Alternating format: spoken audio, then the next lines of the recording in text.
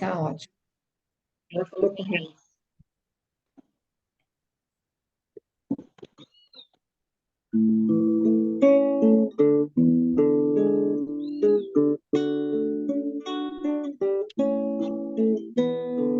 Eu te agradeço, Senhor, por mais um dia que nasci, pelo sol que desponta em minha janela, com seus raios em abraços de amor.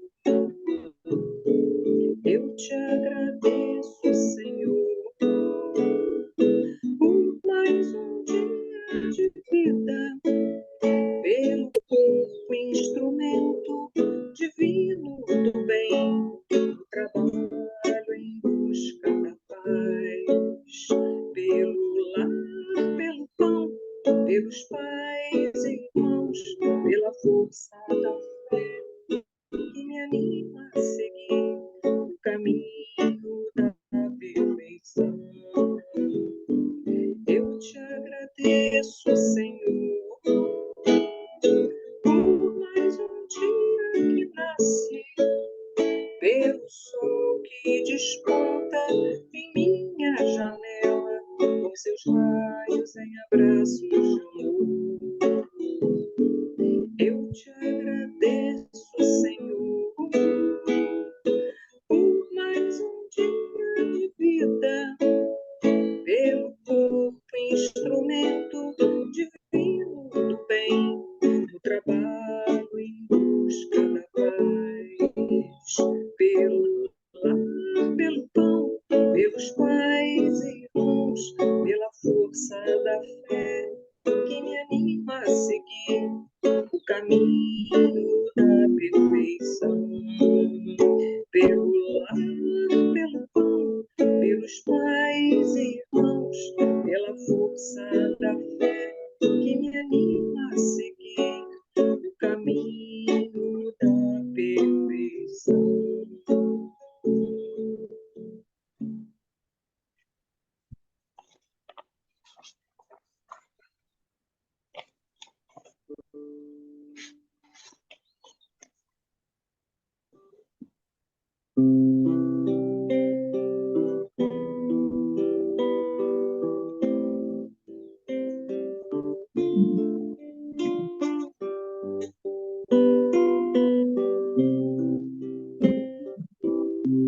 Fica ali.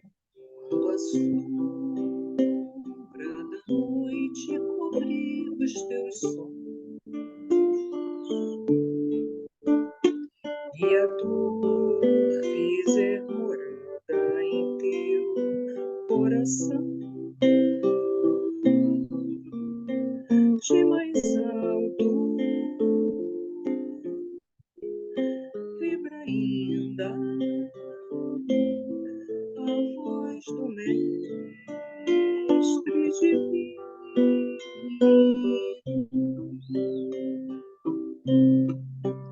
É suave o meu jugo e leve o meu fardo, e de amar uns aos outros como eu vos amei. Os aflitos e cansados, vinde a mim que vos aliviarei.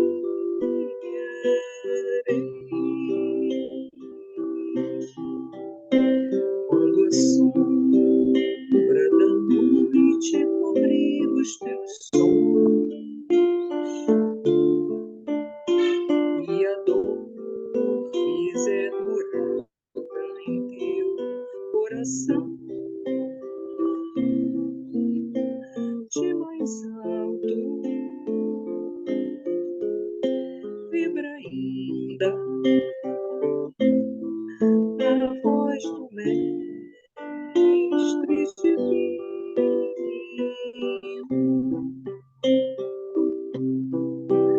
É suave o meu jugo e leve o meu fardo, e te amar uns aos outros como eu vos amei. Os aflitos e cansados, vinde a mim e vos aliviarei.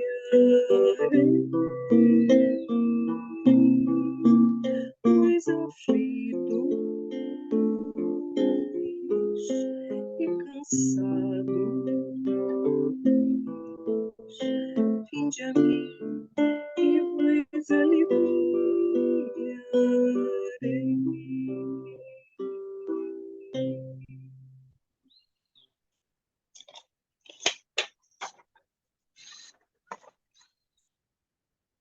Boa tarde, João, Solange, Ana, o pessoal que está entrando agora. Boa A tarde. gente ainda tem 3 minutinhos.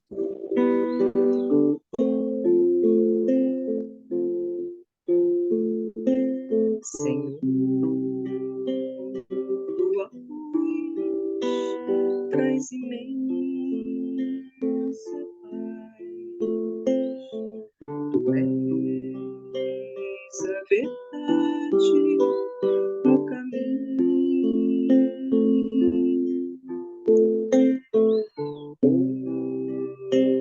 Do Senhor nas aflições,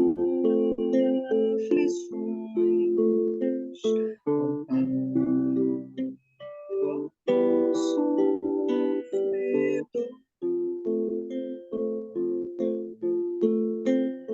Suave é o jugo por teu amor,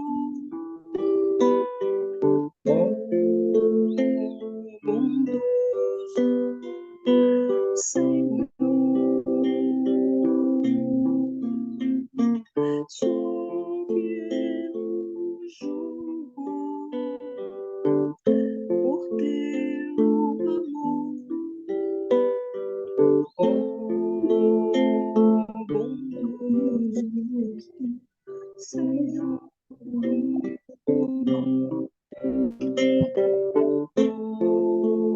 Ó bondoso Senhor.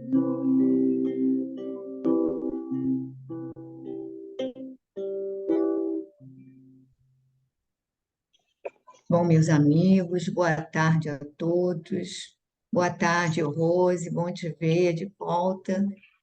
Então, vamos começar o nosso grupo de estudos. Vou pedir a Verônica para começar, para ler a última página do Pão Nosso, né?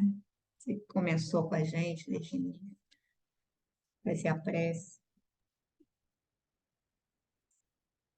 Jesus, nosso amigo, neste momento elevamos o nosso pensamento até Ti, em primeiro lugar em agradecimento, agradecimento pela proteção, agradecimento pela presença de Seus benfeitores espirituais, a nos tutelar durante todo o estudo, nos dando inspiração, nos dando capacidade de compreensão para captar esses ensinamentos que ultrapassam as palavras, ultrapassam em muito aquilo que está apenas escrito nos livros.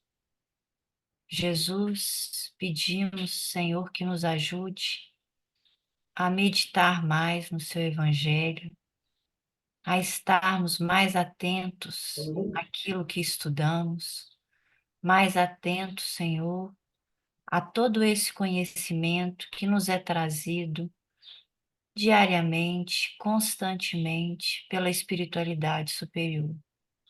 Conhecimento que é reforçado, que é repetido, que é enfatizado, justamente pela nossa necessidade e dificuldade de colocá-lo em prática. Mas ajude-nos, Senhor, a fortalecer a nossa vontade, ajude-nos, Senhor, a estarmos mais atentos e vigilantes aos nossos comportamentos, aos nossos sentimentos, às nossas palavras, aos nossos pensamentos.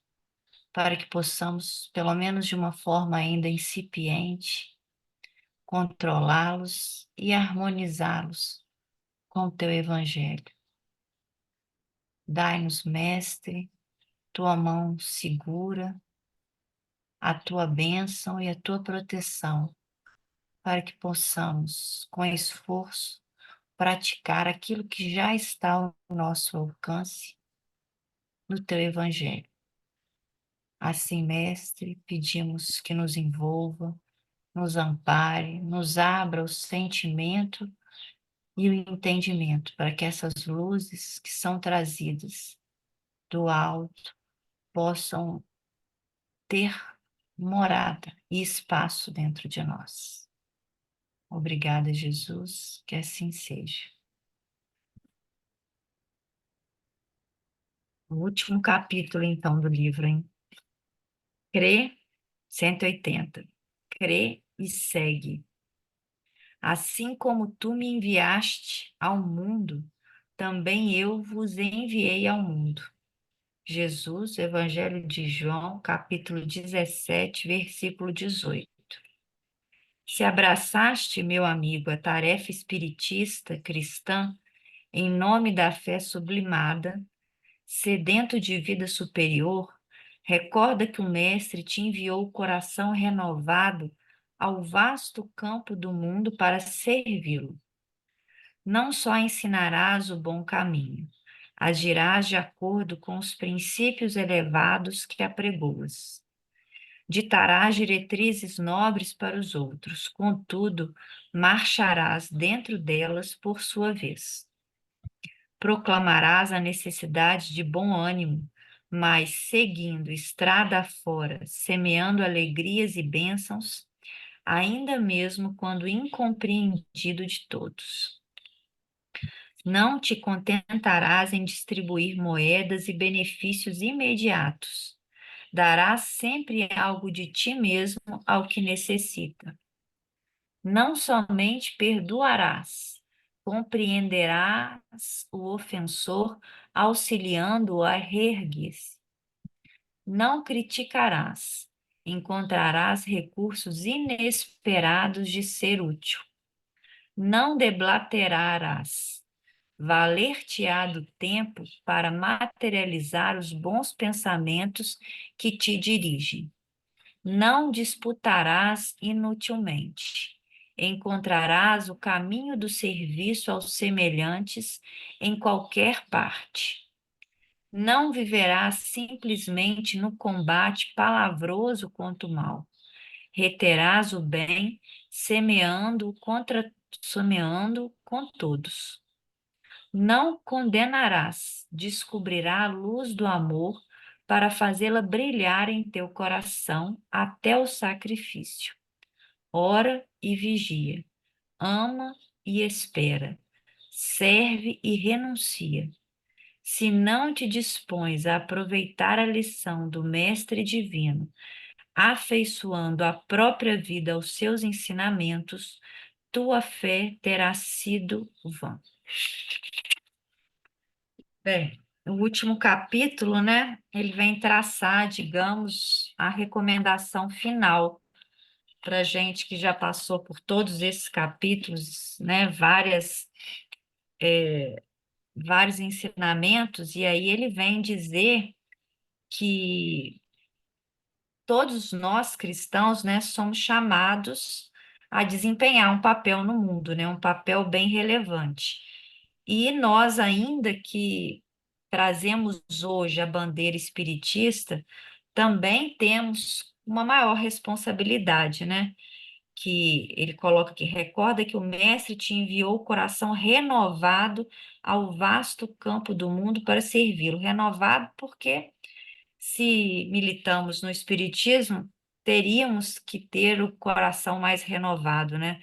Para que os ensinamentos do Mestre, de uma forma mais clara, pudessem estar mais presentes no nosso agir, né? E aí ele vai tecer vários exemplos, mas de uma forma bem resumida, é aquilo que ele falou, né, até na lição passada, né? para que a gente ensine com sinceridade, para que a gente haja de uma forma correta, é preciso que a gente pratique aquilo que a gente fala, pratique aquilo que a gente estuda, né? Que a gente passe a mais que perdoar, né? Perdoar é difícil, mas ele pede até mais que o perdão. Ele pede que, além da gente perdoar, a gente ajude ao ofensor, não criticarás, não disputarás. Aí ele tece um monte de exemplos, né? E aí eu acredito que ele resume nos parágrafos finais, né, uma forma de da gente conseguir esse intento, né? Claro que a gente vai conseguir de acordo com as nossas possibilidades, né? Nossas possibilidades ainda são pequenas e ainda de acordo com o nosso esforço, né? Não teremos nada de graça. E aí, para isso, a gente precisa fazer o quê? Orar, né? Estarmos tentando estar em conexão com o alto, conexão com a espiritualidade maior, para que os nossos pensamentos possam receber essas luzes e essa inspiração. Estarmos vigilantes ao sentimento que às vezes aparece e a gente identifica como um sentimento ruim, né? Como um vício ou um mau hábito que a gente tem ainda, certas tendências que carregamos e a gente precisa percebê-los em nós, né? Eu não sei se é Emmanuel que diz, não vou saber agora quem, mas ele fala, acredito que seja ele, que sempre que a gente consegue identificar em nós uma tendência ruim, ou um vício, ou um mau hábito, é porque a gente já tem condição de combatê-lo. A gente pode até não fazer, por não querer, por não termos ainda aquela vontade real, né? Às vezes só com os lábios. Mas se já identificamos isso em nós, é porque temos já a condição de combatê-los. Porque muitas dos nossos vícios e das nossas imperfeições a gente sequer identifica ainda. Ama e espera, né? Sempre tentando desenvolver o amor e esperando, tem coisas ainda que não são para os próximos dias, meses ou até anos, e servir e renunciar, que eu acho que é a tarefa principal, pelo menos é aquilo que eu vejo de forma como a tônica da mensagem do mestre, né? Sempre servir e aprender a renunciar, que eu acho que é o mais difícil. Para que a gente possa afeiçoar a nossa vida com os ensinamentos que a gente fala e que a gente estuda, né? Alguém mais? Bom, eu acho que a Verônica colocou muito bem, mas alguém gostaria de fazer algum outro comentário? Enquanto ela falava, eu estava aqui refletindo, né, que nós estamos na 183ª reunião, ou seja, o livro tem 180 capítulos, mas teve introdução, então teve reunião de Natal, essas coisas.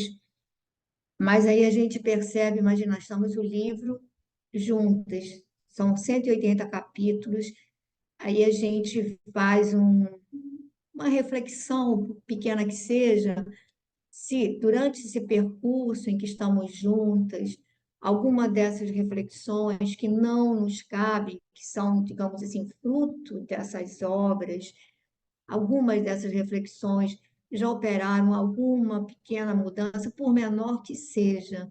E a gente, às vezes, olha lá para trás, embora a gente se percebendo ainda numa condição, estou falando por mim, uma condição extremamente comprometida, extremamente ainda frágil, mas eu percebo assim o quanto essas reflexões, o quanto esse refletir em conjunto, com base nessa obra, todo esse pensamento, a gente vê Emmanuel, não apenas nessas obras aqui, ou no Há 2000 anos, ou no Paulo e Estevão, a gente vê no próprio André Luiz, a gente vê que os pensamentos deles são exatamente alinhados, que fazem parte de uma equipe que tem a preocupação de conduzir, de nos evangelizar a todos nós, né? E aí eu fico assim, o sentimento que que aparece é de gratidão diante da nossa dificuldade e diante da grandeza do infinito amor do Cristo, do acesso nosso a essas obras, do poder estarmos juntos para ajudar a pensar, porque às vezes o meu pensamento pode ficar assim embotado, mas aí a Verônica, a Glória, a Gracinha, ou qualquer a Lúcia, qualquer um, outro vai e traz aspectos que, digamos, a gente não pensou e ali são, nosso pensar se torna mais enriquecedor quando é feito em conjunto e sob assim, a tutela, né, desses irmãos maiores que nos ajudam a pensar. E aí a gente vai se dar conta que muitos pensamentos que surgem agora durante esse processo, a gente não havia pensado antes, mas eles surgem porque eles estão sendo acionados por outras mentes mais evoluídas que a nossa e que estão ali, né, nos enxertando, né, de pensamentos renovadores. Então, a gente, nesse grupo aqui, nossa página de introdução e prece são de 15 minutos, temos ainda 2 minutos. Se alguém quiser falar alguma coisa ou fazer alguma colocação, mas de qualquer maneira já antecipo a minha gratidão a todos vocês por estarmos juntos e a Jesus que nos reuniu. Alguém quer falar alguma coisa? 2 minutinhos? Não? Não? Então, vamos para 2000 anos.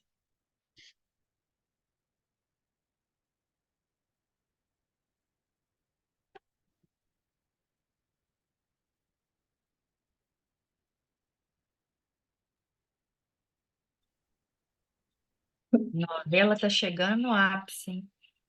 Olha, tá ficando. Agora vai ficar bom. Rose, nós estamos.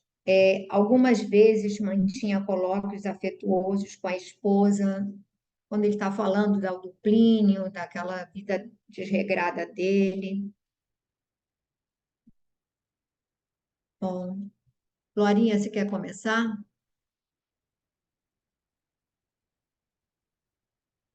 Sim,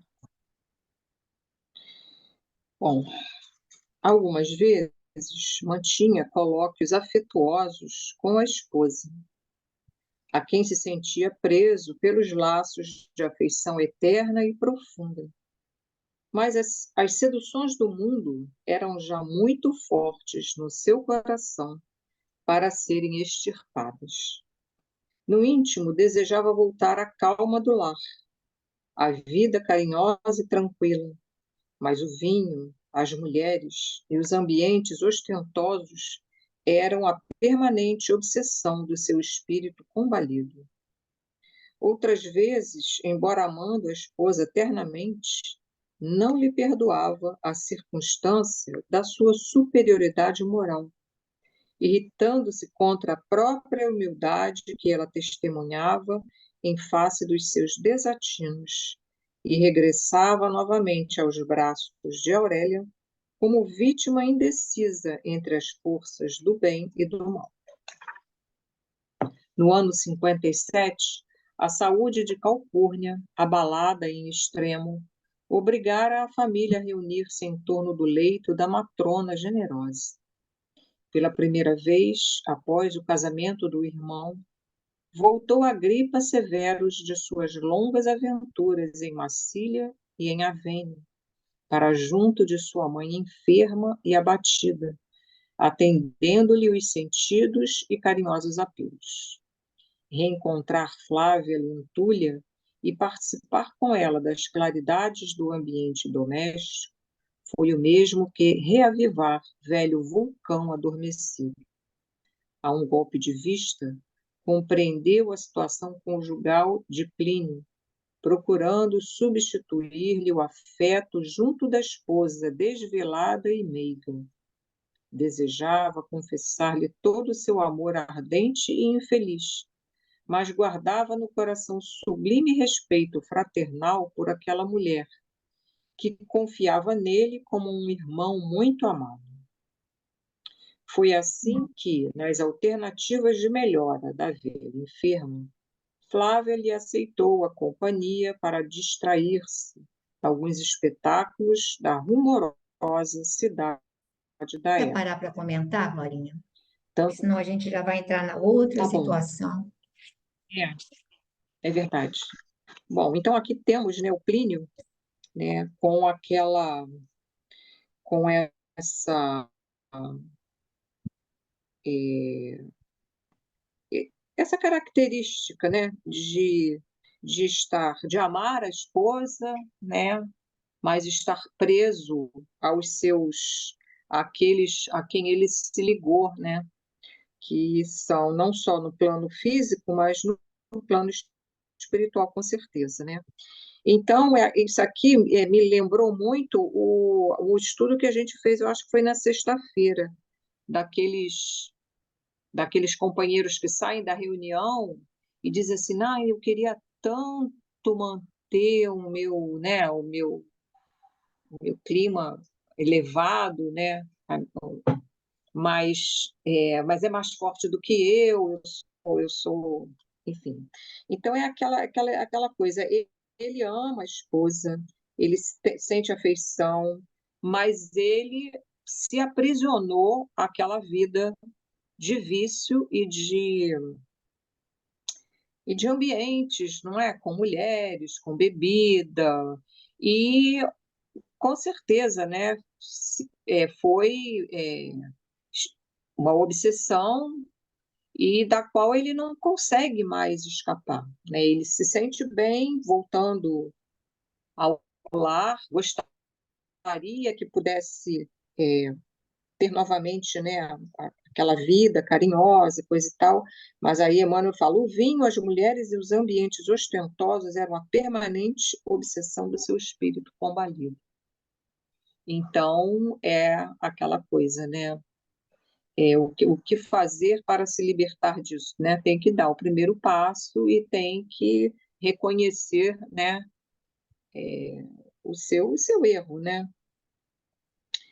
Bom, e outra coisa também aqui que eu vejo que é muito comum em todos nós é a gente se irritar com a superioridade moral de alguém, né, com quem a gente lida, ou, né, a pessoa que, quando nós estamos em erro ou em um equívoco e lidamos com alguém que apresenta uma postura, uma superioridade moral, muitas vezes, ou quase sempre, aquilo nos incomoda, não é? Às vezes a gente quer que a pessoa reaja no mesmo nível, desça até a nossa vibração, né? E aqui ele apresenta isso, quer dizer, ele chegou ao ponto de se sentir inferiorizado pela postura da esposa, né? Que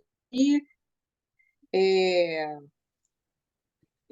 olhava para ele, né, com um olhar sempre de ternura, né, de esperança, coisa e tal, e não.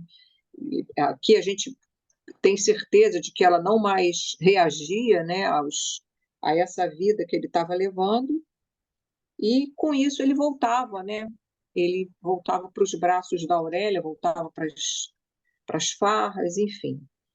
E é isso. E depois nós vamos ver aqui a Calpurnia prestes a desencarnar, a volta do Agripa, né? E de pronto ele, quando percebe o problema conjugal do irmão, acende uma esperança e ele espera, pensa por um momento em substituir o afeto, né, do irmão, mas ele era uma pessoa respeitosa, e ele fala: guardava no coração sublime respeito fraternal por aquela mulher, que confiava nele como irmão muito amado. Então a gente percebe aqui que ele não tinha um desejo assim, né, de prejudicar, né, a vida conjugal do irmão, né?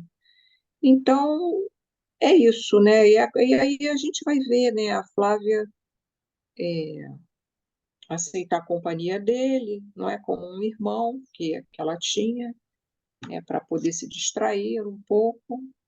E, e aqui o interessante é como sempre, né, a, a possibilidade de desencarne de alguém, né, querido na família que volta a unir, né, os laços de afeto, né, os irmãos a se reencontrarem, né? Enfim, é isso. Aí vocês podem falar. Não tenho mais nada para falar.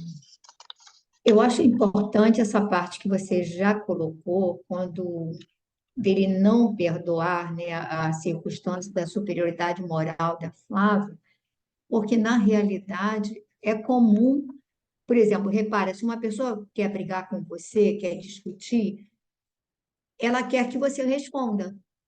E ela fica, às vezes, extremamente irritada, decepcionada, quando você simplesmente deixa ela falando e não responde nada. Aquilo deixa a pessoa, porque ela quer, digamos assim, se você responde, você se põe em igualdade de condições e você não apresenta nenhuma ascendência, pelo contrário, você entra naquela vibração, mas é aquilo que a pessoa quer. Ela quer, e o fato dele perceber na esposa essa condição de superioridade fazia com que ele se sentisse mais culpado. Se a esposa brigasse ou desse motivo, ele podia dizer: é por isso que eu não fico em casa, porque, né, você está sempre brigando, ou isso ou aquilo, mas quando ela não reclamava, aí ele não tinha motivos que justificassem a sua deserção do lar, o seu abandono, o seu. Não é? Aí a culpa, né, o sentimento de culpa, de se perceber, ele se percebia em erro. Só que ele não conseguia romper isso, né? E aí a gente percebe também, muitas vezes, assim, entre nós, quer dizer, hoje em dia, que os relacionamentos não têm paciência de ultrapassar alguns momentos de desentendimento, de fragilidade, né, do companheiro ou da companheira, e aí abandonam, né, assim, vamos jogar para escanteio. E às vezes, se você superar essas circunstâncias, às vezes você vai ter uma parceria lá na frente muito mais madura, muito mais fraterna, muito mais assim, né? A Ana Guimarães, ela conta um caso lindo, né? Ela já conta com uma emoção que é incomum, né? E ela vai falar sobre isso, sobre a compreensão de um esposo com relação à esposa que tem um problema, uma queda, e ele a acolhe, e aí depois eles, diante disso, ela fica profundamente grata, eles passam a ser extremamente companheiros, né? E depois ele se apresenta enfermo, e ela fica até o final sendo assim a amiga mais fiel, mais leal, e aí porque ele soube perdoar um descuido, enfim, uma fraqueza ali, e às vezes a gente não tem essa tolerância para entender o erro, né, a queda da pessoa que está ao nosso lado, né? Alguém gostaria de falar mais alguma coisa? Não? Ninguém quer falar? Rose, você quer ler um pouquinho? Estou vendo que você está em casa. Não? Ah, tá. Então tá bom. Lúcia, quer ler um pouco? Posso ler, Pepita? Tanto bastou para que Saul envenenasse os acontecimentos, supondo nessas expansões inocentes uma ligação menos digna, que lhe enchia de pavorosos ciúmes o coração violento e irascível. Na primeira oportunidade, ensinou a Plínio Severus todas as suas cavilosas suspeitas, arquitetando com a sua imaginação doentia situações e acontecimentos que jamais se verificaram. O esposo de Flávia era desses homens caprichosos, que, organizando um círculo de liberdade ilimitada para si próprio, nada concedem à mulher, nem mesmo no terreno das afeições desinteressadas e puras. Dessa forma, Plínio Severus começou a acatar a palavra de Saul, concedendo-lhe aos conceitos insensatos o mais largo crédito no seu foro íntimo. Ele que deixara a companheira afetuosa ao abandono e que por largos anos dera aso às mais penosas amarguras domésticas, sentiu-se então ralado de ciúmes acerbos e inconcebíveis, passando a espionar os menores gestos do irmão e a desconfiar dos mais secretos pensamentos da esposa, esperando que a moléstia irremediável de sua mãe tivesse uma solução na morte, esperada em breve, a fim de se pronunciar com mais força na reivindicação dos seus direitos conjugais. Entrava o ano de 58, com amarguradas perspectivas para as nossas personagens. Um fato, porém, começava a ferir a atenção de todas as personagens desta história real e dolorosa.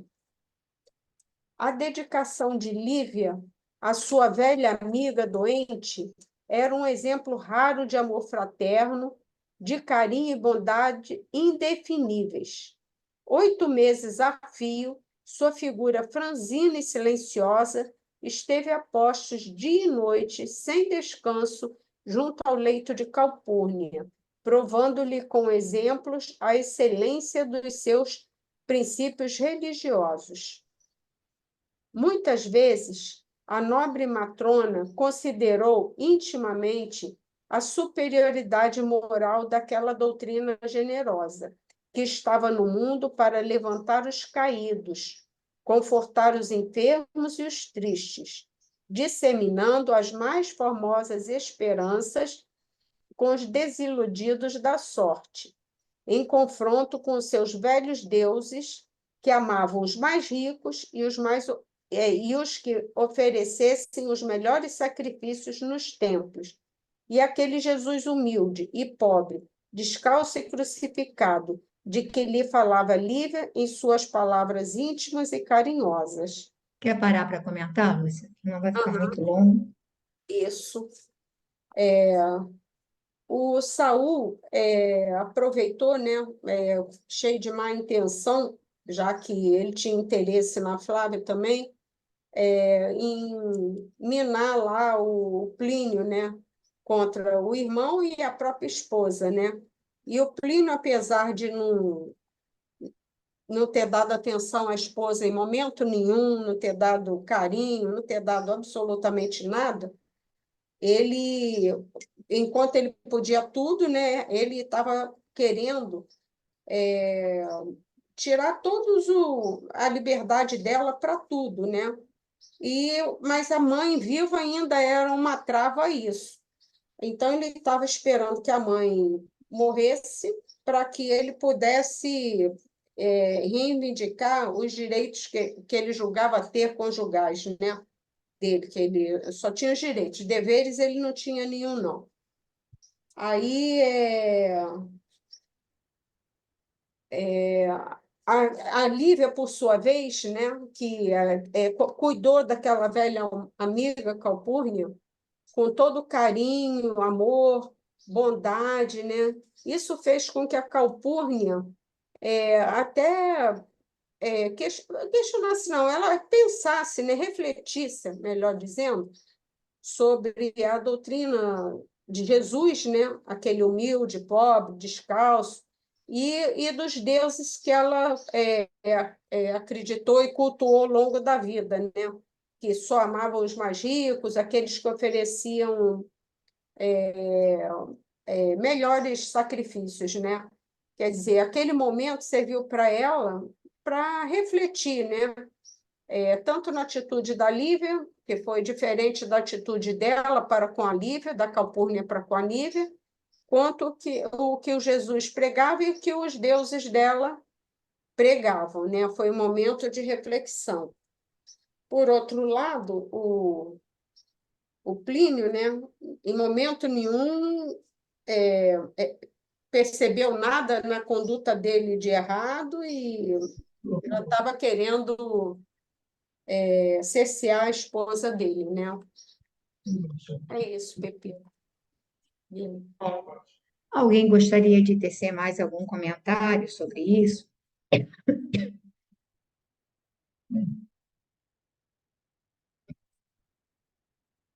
Bom, então aqui é aquela coisa do exemplo que arrasta, não é? A Lívia, ela não ficou pregando a doutrina assim, mas pelo comportamento, pelas atitudes, pela doçura, pelo acolhimento, pela capacidade de sacrifício, como a irmã não vai dizer, que ela fica velando direto à cabeceira da amiga, sem repouso, sem nada. Então, aí ela começa a refletir exatamente aquilo que a Lúcia falou. Há uma, coloca na balança exatamente os valores dessa religião politeísta e da filosofia do cristianismo, né? Do desprendimento, da capacidade de renúncia, do despojamento da criatura em prol dos semelhantes, e isso vai fazer com que ela vá refletir.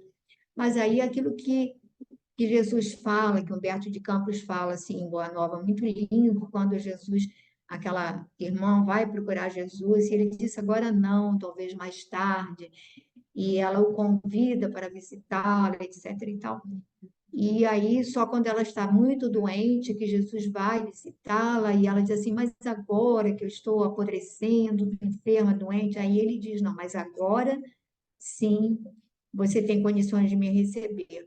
Então, é aquela coisa, a dor drenando o coração, a dor, assim, nos despojando do orgulho, do preconceito, porque aí, gente, é a gente com a gente mesmo, é a gente percebendo a vida se escoando, é percebendo que, olha, não importa ser uma patrícia, ter uma fortuna considerável, ter uma casa repleta de abastança e de escravos, se você não tem comando para administrar a sua vida, você não é capaz, como diz Jesus, de acrescentar um côvado à nossa estatura, de acrescentar nada que nos foge, né? E aí a pessoa vai começar a repensar, não tem jeito, porque ali você se vê, que a gente vê que aconteceu o mesmo com o Flamínio, só que o Flamínio já era um coração menos orgulhoso, mais ponderado, ele já estava mais propenso ao acatamento da filosofia do cristianismo, né? E aí a gente vai vendo que nós temos uma tendência a medir o outro pela nossa medida, aquilo que Jesus falava. Se teus olhos forem luz, tudo, né? Todo o seu corpo, todo você será luz. Mas quando os nossos olhos são sombra, a gente só enxerga a sombra do outro.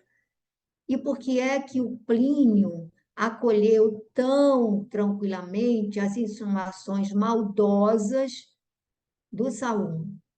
Porque ele também tinha uma vida torta, porque ele também vivia para aventuras, vivia para certas, né, uma vida assim de mais escandalosa, enfim. Então, ele achou que se ele fazia aquilo, por que o irmão não ia fazer? Então, você acaba medindo o outro e o próprio Saul. Como Saul era uma pessoa, reparem que o Saul, ele não tinha respeito real pelo Plínio. Ele faria qualquer coisa para tirar a esposa do Plínio. E a gente vê a diferença em Agripa. Gente, é muito interessante a colocação desses três corações juntos para que a gente possa fazer uma avaliação. Repara, é uma mulher, três homens profundamente assim enamorados dessa mulher, só que o Plínio a ama, mas não consegue se sacrificar por ela. a ama, mas ama mais os seus prazeres, a sua vida enfim, de aventuras. Então, ele não consegue, é um amor ainda extremamente ali preso, retido. O Agripa a ama profundamente, mas ele é incapaz de prejudicar a própria Flávia e muito menos o irmão.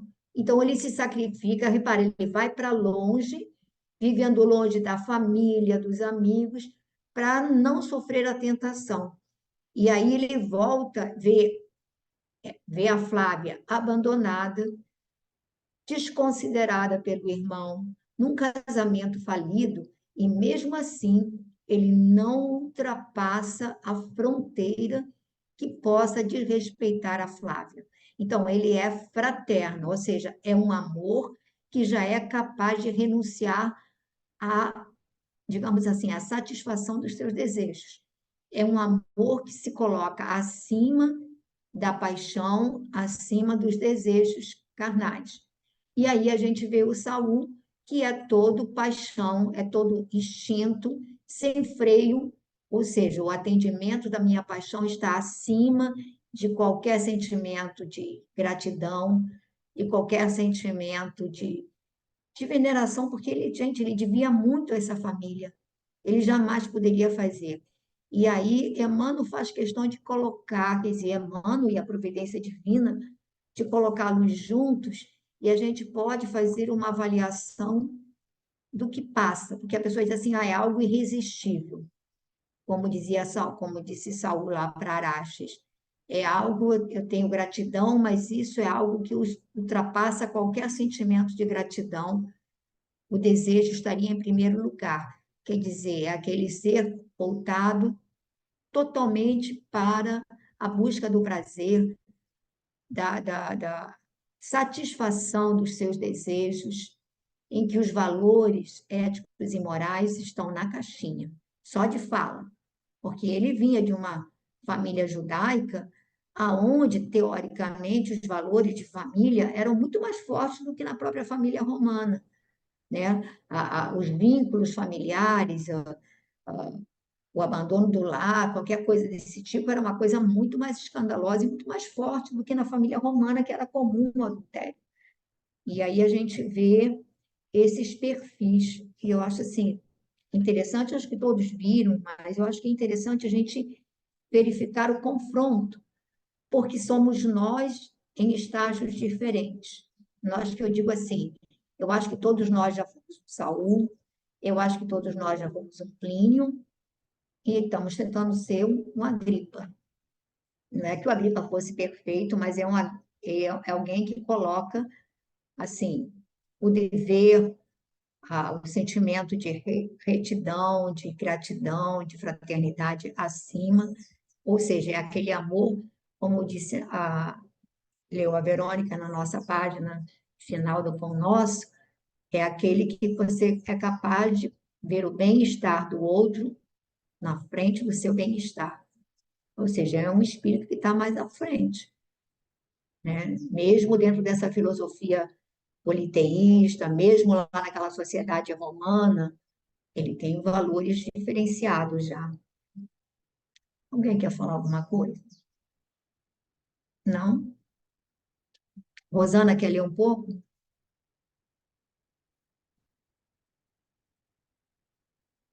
Posso ler. Alpurnia estava plenamente modificada às vésperas da morte. A convivência contínua da velha amiga renovava-lhe todos os pensamentos e crenças mais radicadas. Tratava melhor as escravas que lhe beiravam o leito e pedira a Lívia lhe ensinasse as preces do profeta crucificado em Jerusalém, o que ambas faziam de mãos postas quando os aposentos da enferma ficavam silenciosos e desertos. Nesses instantes, a viúva de Flamínio Severus sentia que as dores abrandavam como se bálsamo suave lhe refrescasse os centros íntimos de força. Cessavam as dispneias dolorosas e a respiração quase se normalizava, como se profundas energias do plano invisível lhe reanimassem o coração escleroso e fatigado. Ao espírito de Públio não passavam despercebidos esses sintomas de modificação moral da velha matrona, nem tampouco o nobre procedimento da esposa, que nunca mais repousou desde o instante em que a vira inerme e exausta. Os sofrimentos da vida haviam igualmente modificado muito a estrutura da sua organização espiritual, e como nunca, sentiu o senador a necessidade de se reconciliar com a esposa para enfrentar os invernos penosos da velhice que se aproximavam. Não só ele, como Lívia, já haviam ultrapassado meio século de existência, e agora que tão bem conhecia a vida e os seus dolorosos mecanismos de aperfeiçoamento, se sentia apto a perdoar todas as faltas da esposa no pretérito, considerando que os seus 25 anos de martírio moral no sacrossanto ambiente doméstico bastavam para redimi-la das faltas que porventura houvesse cometido nas ilusões da mocidade em terra estranha, conforme supunha em suas falsas observações, filhas ainda da calúnia que lhe destruíra a ventura e a paz de uma existência inteira. Para aí, Pode parar se quiser, comenta, por favor. vai começar agora um outro, né? Bom, que mostra, né, que o sofrimento faz a gente procurar todo tipo de alívio, né? E eu acho que o exemplo da Lívia ali diariamente e a necessidade que a Calpurnia tinha, né? De um alento, né? De alguma coisa que ajudasse nesse momento de sofrimento dela, ela acabou cedendo eu não sei, né? Parece que a Lívia estava doutrinando ela de alguma forma, né? E ensinando as preces e tudo. Foi uma mudança até muito, muito rápida, né? Não sei, ela sofreu alguns anos, parece, né? Ou poucos anos, mas eu não sei quanto tempo. Mas ela acabou percebendo, né, que a crença da Lívia não era tão ruim como ela pensava, as preces ajudavam a aliviar, né, os sofrimentos dela, até o problema de respiração que ela tinha. E, ao mesmo tempo, o Públio também notava, né, que as atitudes da Lívia estavam ajudando até a Calpurnia, e se sentia até um pouco cansado, né, dessa desavença de 25 anos e, ao mesmo tempo, tinha vontade de voltar a, né, fazer as pazes com a esposa, que ele achava que já tinha penado bastante, né, que esses 25 anos de martírio já bastavam para ela se redimir das faltas que ela havia cometido na crença dele, né? Quer dizer, ele acreditava que eram faltas que ela cometeu pelas ilusões da pouca idade, né? E, bom, é isso que eu entendi aí. Agora, eu lendo aqui, né, eu fiquei pensando, infelizmente, não é todo mundo que se curva assim, né, como a Calpurnia nesse caso aí, que aproveitou, né, de alguma forma essa etapa no final da vida para pensar melhor e mudar as atitudes e até aceitar melhor outras ideias que até acabaram fazendo bem a ela, né? Mas eu acho que é o que a gente já comentou aqui várias vezes, a Calpurnia já tinha, de certa forma, né, um coração bom, já tinha bons valores e a crença dela, eu acho que era mais mesmo questão de cultura, né, de tradição, e realmente é difícil você mudar, né, os pensamentos assim de uma hora para outra. E o sofrimento, no final, acabou ajudando né, essa aceitação, né, para ela aceitar mais, né, no caso aí, a Lívia e a crença da Lívia. Bom, vocês podem comentar mais. Eu acho que o problema, quando você fala de cultura, o problema dela realmente é que ela acreditava numa condição de superioridade, como o próprio Públio, né? Ela acreditava. Repara que ela passa a tratar melhor as escravas que lhe rodeiam o leito, o que significava que ela tinha uma atitude de distanciamento. Nem vou falar de maus tratos, mas era um tratamento, quer dizer, ela se escandalizava com a Lívia, com a maneira que a Lívia se relacionava com a Ana, aquilo a escandalizava, essa coisa de se colocar na condição de igualdade com os subalternos, e aí ela deixa, pelo jeito, ela abre mão dessa condição de falsa superioridade, de orgulho. Eu acho que isso, ela tinha valores, era generosa, era correta nos seus princípios, mas a gente vê o estrago que o orgulho, esse sentimento de falsa superioridade fazem na vida de qualquer pessoa, né? Alguém mais gostaria de tecer algum comentário a esse respeito? Ela ali, Hum. ela refletiu, mas não é uma garantia total que ela mudou, porque Não, o que a gente vê é que no sofrimento a gente faz isso, mas logo após que sai fora do sofrimento, muitas vezes a pessoa volta para a posição que ela tinha antes. Ou, na hora do sofrimento, ela dá uma abrandada, mas depois ela volta, não é garantia. E, por exemplo, aquele, eu esqueci o nome dele, para guardar nome eu sou um horror. Aquele que morreu e que virou uma coisa ruim, que prejudicou pra caramba a Lívia também, e queria Isso. matar ela. Hã? Sulpício.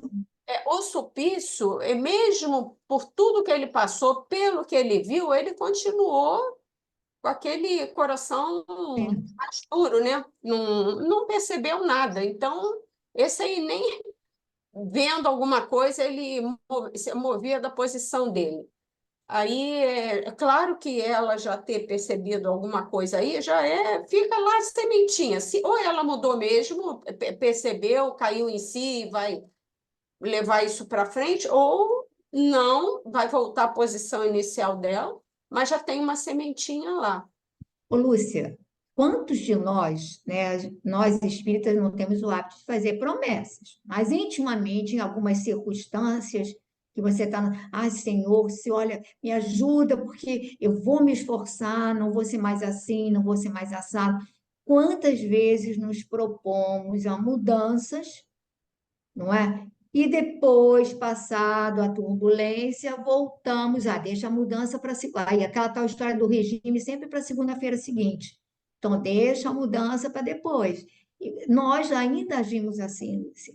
É muito Por difícil. isso que eu digo sempre, é, eu não sei, eu tenho muito receio quando assim, como vai ser a próxima etapa? Aí diz assim, só Deus sabe, só Deus sabe. Mas eu digo assim, uma coisa é o que eu sou, fruto da educação que eu tive, de uma família pobre, mais honesta, mais trabalhadora, que nos colocava para trabalhar desde cedo. E aí depois veio uma religião, né, uma filosofia que me mostra que, olha, se você der um chute ali, vai, mesmo que você seja um chute na canela do outro, vai doer na tua canela. E aí me mostra que, olha, se eu não sou boa por generosidade espontânea, você começa a não fazer o mal por uma questão de inteligência. De primeira, a gente, não posso fazer isso porque vai trazer um retorno, não é? Então, aí a gente, muita coisa que a gente vai dizer, quem disse que está incorporado? Quais desses valores que hoje, não é que eu apresente valores, mas assim, quais dessas minhas atitudes ou comportamentos estão de fato definitivos? Se eu nascer de uma mãe no meio de um prostíbulo, se eu tiver uma vida no meio de uma promiscuidade grande, com pessoas sem valores, o que vai ser de mim? Se eu for um espírito que eu tiver incorporado esses valores, eu vou encontrar caminho e não vou conseguir. Mas eu não sei se eu lá no meio assim, nascendo em condições adversas, num grupo de fanáticos, qual será a minha postura? Por isso que eu digo assim, gente, quando os espíritos Emmanuel ficam fazendo essas recomendações para a gente, é para dizer, olha, aproveita o dia, enquanto você pode, porque quando vier a noite, aí a gente, quem não tiver a sua luzinha própria, vai pinar na escuridão. E aí é por isso que a gente precisa consolidar, não é só que eu digo assim, hoje, o que está na minha superfície, na minha cognição, o que está de fato incorporado? Só o que estiver incorporado, gente, a gente, do contrário, pede a Deus para pedir a Deus que me dê pais mais severos, mais determinados, mais enérgicos, dificuldade na infância, peço tudo isso. Tudo isso eu peço para me proteger, né? É Porque o caminho, senão, é o caminho da evolução, Pepita. Eu volto a dizer com o bebê. Você pode acelerar um pouquinho, mas não tem como pegar o bebê e jogar ele, entendeu?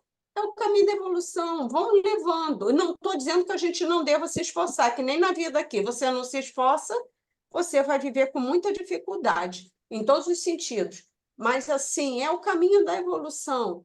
Deus nos fez assim. A gente é falível. Eu não sei como é que é isso. Estamos numa evolução, e eu acho que faz parte. Claro que quanto mais rápido a gente tentar andar, vai ser melhor. Mas eu não sei, eu levo assim de uma maneira. Eu quero.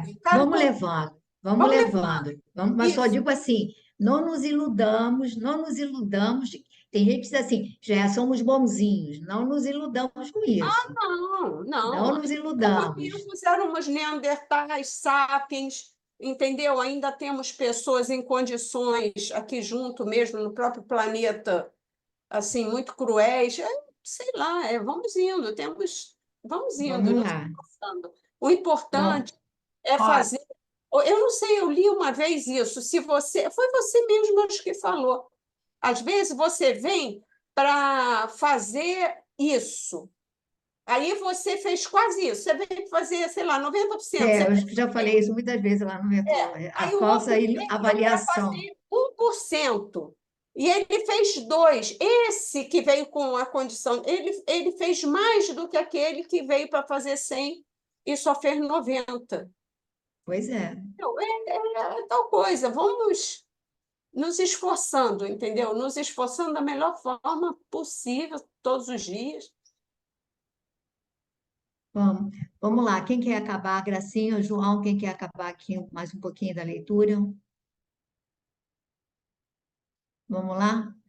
Então vai lá, João. Pode deixar a gracinha. Quer ler você, Gracinha? Vai lá, João, que acho que ela está Consegui, com vai. problema no áudio. Já consegui, estão me ouvindo? Então, Nos então, primeiros dias do ano 58, os padecimentos de Calpurnia foram subitamente agravados, esperando-se a cada momento o penoso desenlace. Os filhos e os mais íntimos rodeavam o leito, grandemente comovidos, embora reconhecessem a necessidade de repouso para aquele corpo doente e esgotado. Na antevéspera da morte, a veneranda senhora pediu que a deixassem sozinha com o senador por algumas horas, alegando a necessidade de confiar a Públio Lentulus algumas disposições extremas. Atendida imediatamente, vamos encontrá-los em íntimo colóquio, como se estivessem juntos pela última vez para a decisão de assuntos importantes e supremos. Públio, ainda em pleno vigor de sua compleição física, tinha os olhos rasos d'água, enquanto a velha matrona o contemplava, deixando transparecer um clarão de viva lucidez nos olhos calmos e profundos. Públio, começou ela gravemente, como se aquelas palavras fossem as suas últimas recomendações. Para os espíritos de nossa formação, não pode existir o receio da morte. E é por esse motivo que deliberei falar-te nas minhas horas derradeiras. Mas, minha boa amiga, respondeu o senador, franzindo a testa e esforçando-se por dissimular a comoção que lhe ia na alma, lembrando de que nas mesmas circunstâncias lhe falara Flamínio pela última vez entre as paredes daquele quarto. Somente os deuses podem decidir de nossos destinos, e só eles conhecem os nossos últimos instantes. Não duvido dessas verdades, acudiu a valorosa Patrícia, mas tenho a certeza de que as minhas horas na terra chegam a termo, e não quero levar para o túmulo o remorso de uma falta que reconheço haver cometido há mais de 10 anos. Uma falta? Nunca. Vossa vida, Calpurnia, foi sempre um dos mais raros exemplos de virtude nesta época de transição e degenerescência dos nossos mais belos costumes. Agradeço-te, meu grande amigo, mas tua gentileza não me exime da penitência perante o teu espírito, afirmando que há mais de 10 anos errei num julgamento, pedindo-te hoje recebas a minha retificação. Talvez tardia, mas ainda há tempo de santificarmos com mais justo respeito, uma vida de sacrifícios e de abnegações santificantes. Públio Lentulus adivinhou que se tratava de sua mulher, e com a voz embargada pela emoção e pelas lágrimas, deixou que a velha amiga continuasse de olhos enxutos, manifestando mais subido valor moral em face da morte que se aproximava. Refiro-me a Lívia, continuou Calpurnia em tom comovido, a respeito de quem tive a infelicidade de transmitir uma suposição errônea e injusta, cortando-lhe a última possibilidade de ventura na terra, mas a morte renova as nossas concepções da vida e os que estão prestes a abandonar este mundo possuem uma visão mais clara de todos os problemas da existência. Hoje, meu amigo, digo-te de alma serena que tua esposa é imaculada e inocente. O senador sentia que o pranto lhe brotava espontaneamente dos olhos, mas estava intimamente confortado por saber que a venerável amiga confirmava agora as convicções de que o tempo lhe aumentara quanto à nobilíssima companheira de sua existência. Não te digo simplesmente por uma questão de egoísmo pessoal. Empenho de agradecimento pelas supremas dedicações de Lívia para comigo no decurso dessa dolorosa enfermidade. Continuou ela valorosamente. O espírito do nosso estofo deve estar com a verdade acima de tudo. E esta minha confissão não se verifica tão somente pelas observações da minha fraqueza toda humana. A realidade, todavia, meu amigo, é que desde aquela noite em que me pediste opinasse sobre tua esposa e minha desvelada amiga, sinto o espinho de uma dúvida cruel no meu coração dilacerado. Lívia foi sempre a minha melhor companheira e contribuir para a sua desventura, injustificadamente, era, aos meus olhos, a suprema falta de toda a vida.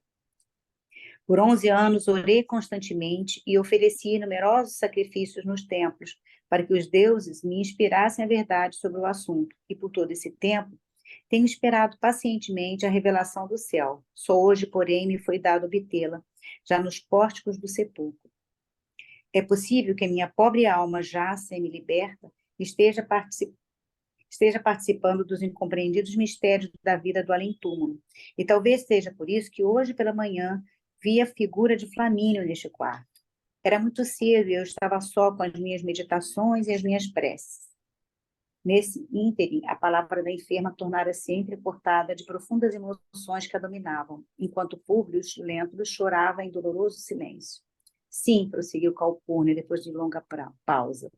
No meio de uma luz difusa e azulada, vi Flamínio a estender-me os braços carinhosos e compassivos. No olhar, observei-lhe a mesma expressão habitual de ternura e na voz, o timbre familiar inesquecível. Avisou-me que dentro de 2 dias penetrarei os mistérios indevassáveis da morte, Mas essa revelação do meu fim próximo não me podia surpreender, porque para mim, que há tantos anos vivo no meu exílio de saudades e sombras, acrescido das continuadas angústias da enfermidade longa e dolorosa, a certeza da morte constitui supremo consolo. Confortada pelas doces promessas da visão, as quais me auguravam esse brando alívio para as breves horas, perguntei ao espírito de Flamínio sobre a dúvida cruel que me dilacerava há tantos anos. Bastou que arguísse mentalmente para que a radiosa entidade me dissesse em alta voz, meneando a cabeça num gesto delicado, como a exprimir infinita e dolorosa tristeza, Calpurnia, em má hora duvidaste daquela a quem deverias amar, e proteger como a filha querida e carinhosa, porque Lívia é uma criatura imaculada e inocente. Vamos parar aí, Gracinha. Eu acho que já foi Porque até você muito. foi igual uma locomotiva e eu fui deixando porque a gente queria deixar tal desfecho, aí vai. Terminar esse bloquinho, né? É É. muito emocionante esse pedaço aqui, né? Primeiro que mostra a Calpurnia do jeito que ela era uma pessoa generosa, uma pessoa que tinha o bem, né, nas atitudes dela, e ela só era levada pelos costumes da época, mas era uma mulher do bem. E tinha um carinho muito grande pela Lívia, né? E, finalmente, depois de tantos sacrifícios da Lívia, né, essa vida que ela entregou a Jesus e aos entes que ela amava, chega o momento em que as pessoas vão confirmar, né, aquilo que ela tanto demonstrou o tempo inteiro. E tem muitas coisas aqui interessantes que ela vem falando nesse bloco tão grande, né, sobre o comportamento da gente. Como é importante a gente não... Se tem dúvida sobre o que você está pensando sobre alguém, se é alguém que você ama e que você admira, e que você está vendo que o comportamento dela não condiz com o que você está pensando que ela possa ter praticado, é importante que você escute o outro, que você confie nesse sentimento que você tem, né? E eu acho interessante ela falar assim, dessa questão que era o costume deles, eram os hábitos, né, sociais dele, né, de ser de estofo, ser isso, ser aquilo.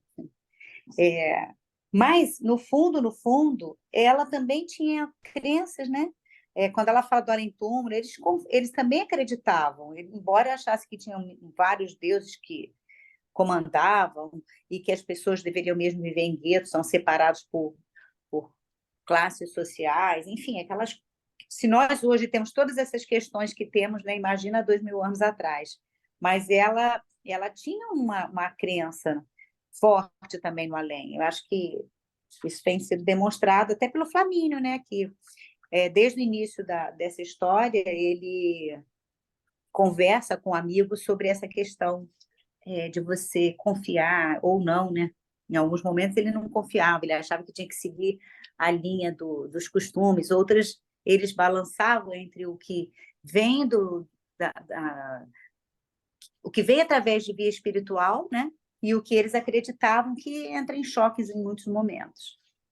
Enfim, a Lívia começa aqui, né, a história de que as pessoas vão finalmente assumir que a Lívia o tempo inteiro entregou toda a vida para eles.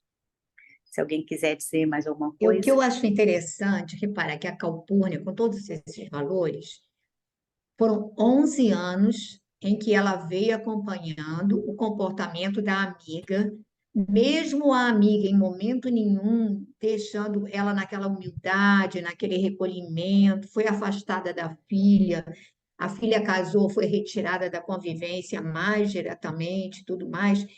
E aí, depois de tudo isso, ela teve 8 meses de retida no leito, 8 meses em que a Lívia ficou dia e noite ali, à sua cabeceira.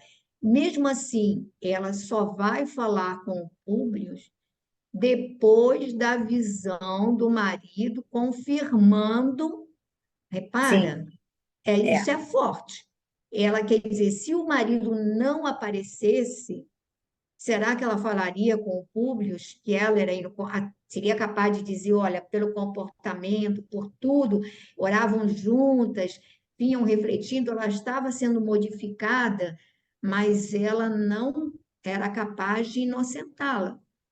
não era Ela capaz de precisava dessa tomar. confirmação, né? Gente, olha Ela só, precisava. gente, assim, mesmo vendo, né, com todo aquele testemunho, com toda aquela superioridade moral, com toda aquela renúncia, e mesmo assim ela só vai falar com Públio, assim, no Ela pórtico da sentia, mas não morte, confiava. depois que o Flamínio fala com ela, gente, é dose, E ela né? era muito Dose. amiga dela, né? Era. Eram amigas. De repente, ela deixou de acreditar na amiga. Não, por causa dos valores, eu digo assim, da Os valores. filosofia, da postura, ela não aceitava, não conseguia entender. Ela acreditava que toda aquela submissão, que tudo aquilo poderia ser fruto de um arrependimento e de uma falta grave na juventude, Pois é, mas ela né? conhecia a amiga. Para Sim, mas você Mas aí, as achar da crenças falta eram grave. fortes. Lúcia, As aí crenças eram muito fortes. As Não, não, crenças da dela. falta. Não, a crença gente, concorda. eu Eu vou falo pedir da para a falta. Glorinha, senão a gente vai ficar sem a É, música, porque já faltam só 8 minutinhos. Aí a gente, só vamos para a lá. gente verificar como nós somos difíceis.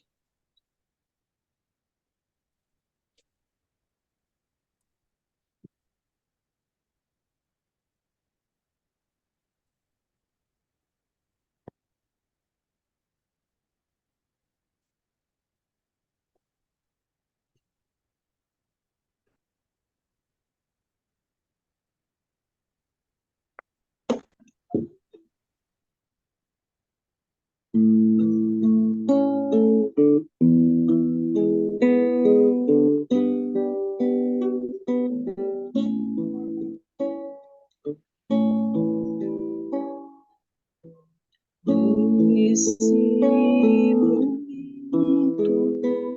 de prece e emoção, eu sinto Jesus tão presente em você,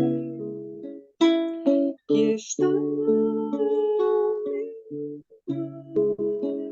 e me faz mergulhar nesse mar de brandura e paz. Tento estar perto do seu coração, unir nossos passos na prece, entender que estar com Jesus no caminho é amar, é sonhar, encontrar, é sofrer. Então me leva a pensar no meu viver, refletir em paz. Então me leva a pensar no meu viver, refletir em paz. Tento estar perto do seu coração, unir nossos passos na prece, entender que estar com Jesus no caminho é amar, é sonhar, encontrar, é sofrer. Então me leva a pensar no meu viver, refletir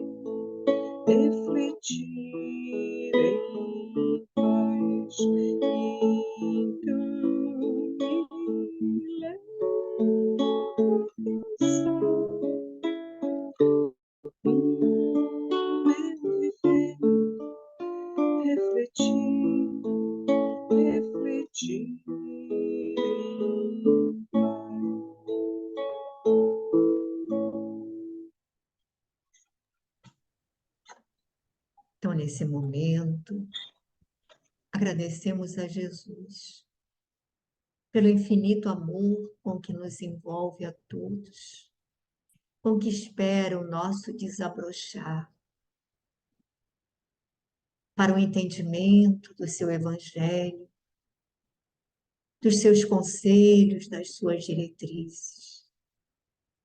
Obrigada, Senhor, por não desistires de nós, por nos amares infinitamente, por esperares que possamos ter condições de te entender, de te buscar. Ajuda-nos, Senhor, para que as reflexões que estas obras nos propiciam não fiquem na superfície do nosso entendimento, mas para que elas possam ser interiorizadas e trazidas para a nossa vida prática. Ajuda-nos, Senhor, a fortalecer a nossa vontade no bem, para que ela não fique apenas no desejo, mas que ela possa corporificar-se na atitude de trabalhar para moldar nossos sentimentos, educar nossos pensamentos, desabrochar as sementes do bem que trazemos aprisionadas no espinheiro dos nossos corações. Te pedimos, Senhor, que neste momento possas envolver o nosso irmão Paulo Portugal, que se encontra no Hospital Lourenço Jorge, sendo submetido a uma cirurgia. Envolve essa equipe médica, envolve-o também, Senhor, para que ele possa sair desse procedimento renovado, fortalecido, reconhecido pela oportunidade que lhe concedes. Pedimos também por todos os espíritos que têm sido trazidos para participar destas reflexões conosco. Eles também, Senhor, são espíritos como nós, com dificuldades, com remorsos, com propostas de mudança e que precisam também fortalecer a sua vontade para as novas empreitadas no caminho da redenção. Pedimos também pelos nossos amigos e companheiros que nos tutelam, para que tenham sempre o vosso amparo e as suas luzes multiplicadas. E assim, Senhor, visita os nossos lares, ajuda-nos, Mestre, para que possamos espargir luz em lugar da sombra que ainda trazemos. Ampara, Mestre querido, aqueles que colocaste sob a nossa tutela nas condições de companheiros de jornada, de filhos, de irmãos, de familiares e amigos. Ampara também a todos os nossos amigos que hoje não puderam participar do nosso encontro, que onde estiverem sejam também envolvidos. E assim, Senhor, na certeza de que velas por toda a humanidade, nós te agradecemos. Muito grata, Jesus, por estares conosco até o fim dos tempos. Muito obrigada, Senhor. Que assim seja.